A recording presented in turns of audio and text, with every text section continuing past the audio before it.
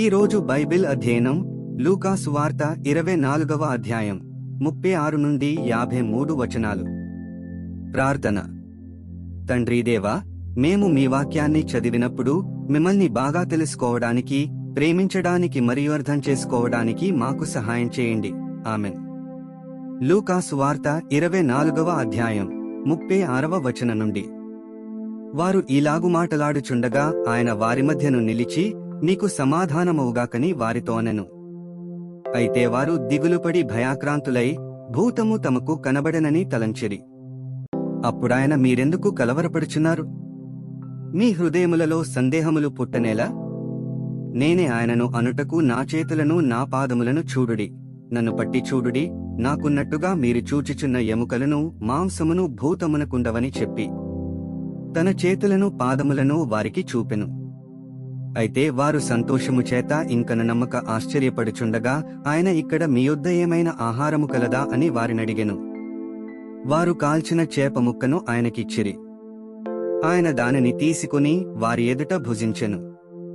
అంతటా ఆయన, మోషే ధర్మశాస్త్రములోను ప్రవక్తల గ్రంథములలోనూ కీర్తనలలోనూ నన్ను గూర్చి వ్రాయబడినవన్నీ నెరవేరవలెనని నేను మీ యొద్దుండినప్పుడు మీతో చెప్పిన మాటలు నెరవేరినవని వారితో చెప్పెను.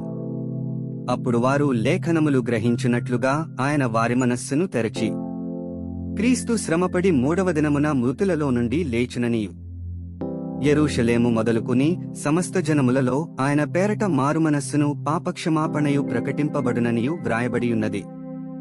ఈ సంగతులకు మీరే సాక్షులు. ఇదిగో, నా తండ్రి వాగ్దానము చేసినది మీ మీదికి పంపుచున్నాను. మీరు పైనుండి శక్తి పొందువరకు పట్టణములో నిలిచియుండుడని వారితో చెప్పెను. ఆయన బేతనియ వరకు వారిని తీసుకుని పోయి చేతులెత్తి వారిని ఆశీర్వదించెను. వారిని ఆశీర్వదించుచుండగా ఆయన వారిలో నుండి ప్రత్యేకింపబడి పరలోకమునకు ఆరోహణుడాయెను. వారు ఆయనకు నమస్కారము చేసి మహా ఆనందముతో యెరూషలేమునకు తిరిగి వెళ్లి ఎడతెగక దేవాలయములో ఉండి దేవుని స్తోత్రము చేయుచుండిరి. 53 వచనాలు చదివియున్నాము. ముగింపు ప్రార్థన. సర్వశక్తిమంతుడైన దేవా, చదివిన వాక్యాన్ని మా హృదయంలో ఉంచుకుని మీ మార్గాల్లో, మీ సత్యంలో మరియు మీ జీవితంలో జీవించడానికి మాకు సహాయం చేయండి. ఆమెన్.